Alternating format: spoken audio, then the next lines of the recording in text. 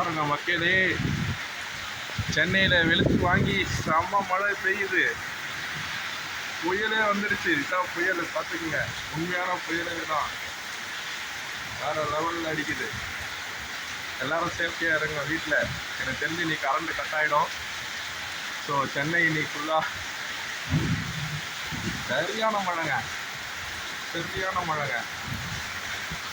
இதாங்க first time நான் பார்க்குறேன். இப்படி இந்த மாதிரி மழை நான் பார்த்ததே இல்லைங்க.